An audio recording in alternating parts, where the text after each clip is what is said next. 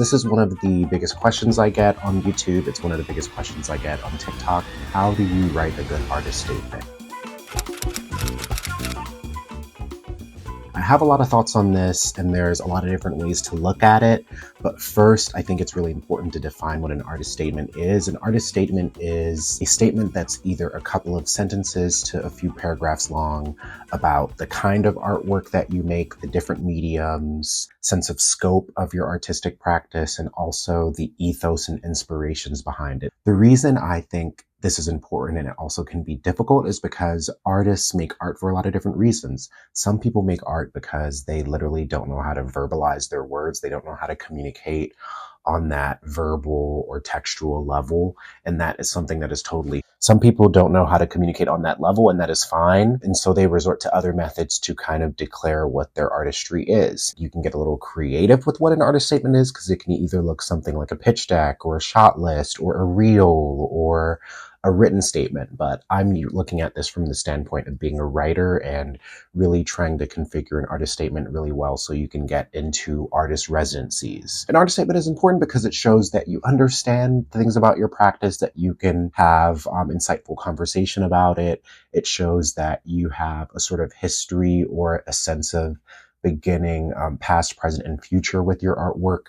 And so there is a sense of trajectory, a sense of foundation, and a sense of where you're going. All of these things are signifiers of an artist who has longevity, who wants a longer career. Before my first book, When They Tell You to Be Good, came out, I was really worried about my book being marketed in a way that I felt would be reductive towards like socio-political kind of ideas that I didn't want my book to represent, like patriotism, patriarchal ideology. And I knew that it would really piss me off if my book was taken in a way that I can kind of lead people towards, if that makes sense. Like, I just didn't want to be misconstrued. And I think that often happens to artists of color. And it's something really, really important to kind of understand and to heed. And so as I was getting into applying to artist residencies a few years ago and thinking about artist statements and my artist bio, it became a way for me to exercise what kind of narrative do I want to tell about my artistic practice that people who aren't like me might not understand, and how can I articulate this clearly?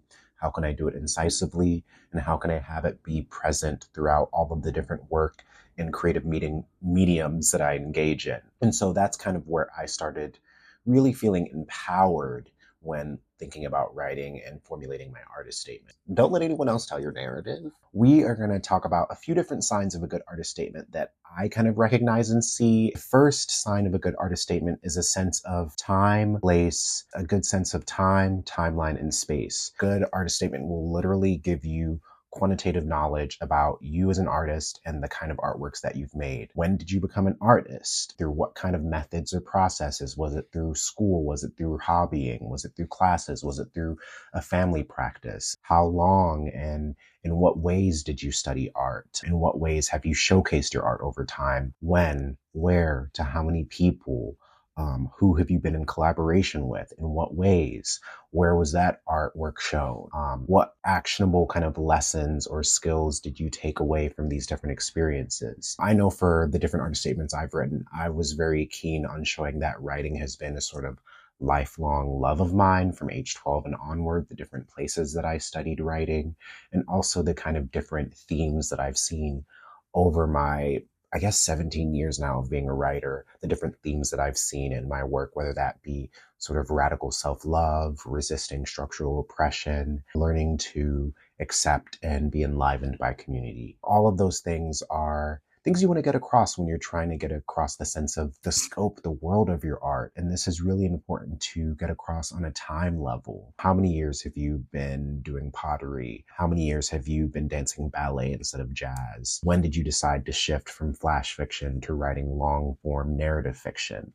All of these kind of things are things that can kind of give your artist statement a good sense of time, timeline, and space. So that's tip number one. Tip number two is kind of related to tip number one, but it's a clear description of your various artworks. If you are a writer like me, you want to talk about specifically what the characters are, the narrative push or pull in each of your novels. If you published a poetry collection, when did that poetry collection come out? Who was it covered by notably? What were some of the reactions to it? How many copies did it sell? Video maker What kind of videos do you make? Do you make videos for YouTube? Do you make training videos? Do you make educational videos, or is it cinematic? What are the influences behind your music? Clear description of your artworks will just basically get across a very clear sense of the different kind of artworks that you make, and the basic information about them. For me as a writer, I think this helps in my artist statement by showing the kind of diversity of the different things that I personally write, since I delve into poetry, script writing, fiction, nonfiction. I kind of do a little bit of everything. So having a clear description of the different kinds of writing that I do, whether it's journalistic or freelance or creative, it shows the diversity of the things that I work on in a really clear-cut way. And you can do this by maybe devoting one paragraph to a particular kind of medium and diving into the different versions of that. Or maybe you want to break it into themes. So which of your artworks explore or navigate certain themes? And so thinking about how you can just very succinctly get across the kind of artwork that you make is going to help you in the long run. A sense of who and what inspires you and why. This is a really, really important tip because I think it gets at the emotional kind of motivation behind your artwork, and it shows a sense of history, which I think motivates people beyond just wanting to make art about themselves. If you're from a certain cultural or ethnic background, what artwork in that background influences you? If there is a sense of history, whether it's political or socially in your artwork, how does that show up? Very clearly stating this is very important because it shows that you are inspired by people.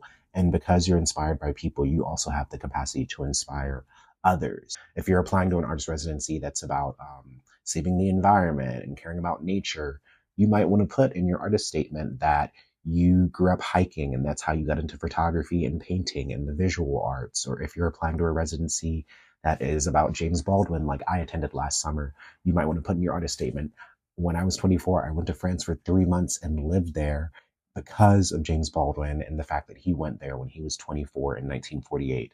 Giving a sense of what inspires you and why, and sort of tailoring that towards specific artist residency applications is also a huge tip that's going to help you in the long run, because what you really can do with a lot of these tips is make a specific sort of generic artist statement and then tailor each of these points towards specific residencies, applications, opportunities that you want to apply to.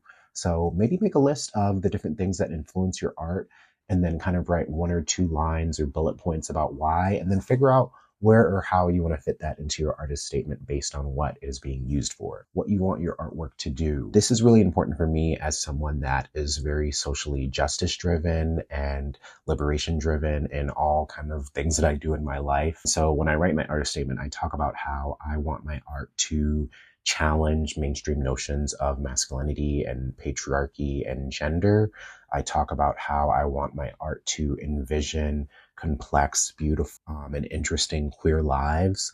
I also want my art to show that radical action can be narratively interesting and also honest. Having a sense of what you want your impact to be can really help your artist statement make you more aligned towards certain residencies. So like the last question, if it's a socially justice driven residency, you might want to talk about how you always want your art to dismantle fat phobia and celebrate all kinds of body types. Based on the length that you are going for the artist statement, whether it be a few sentences or a few paragraphs, remember that you can't include everything. You can't include every piece of artwork you've made from birth until now. You can't include every piece of writing or every single performance. The point that I kind of return to about a good artist statement is that it's sort of like making a debate or making a good argument. When you're arguing a topic or your side, you don't include every piece of information. You include the relevant pieces of information and evidence in order to make your point shine. And so remember that you can include everything and that your artist statement is ideally tailored. Have a generic one that you tailor towards different things based on what you're applying for, and maybe try to update it every year, 2 or 3 times a year, depending on how many new accomplishments that you have that might be relevant to new things that you're applying for. Thank you for watching this video. Comment below if any of these tips are helpful or were things that you didn't even really think of, and let me know what things you're applying to. I have a list of things that I need to apply to this week. There's a number of fellowships and residencies that I want to maybe try to land this year, and the beginning of the year is a great time to apply to stuff. So I highly recommend just making a list, putting in your calendar, and plucking maybe 1 or 2 hours away a week to start working on applications because it's only going to help you in the long run. But once again, thank you for watching and see you next time.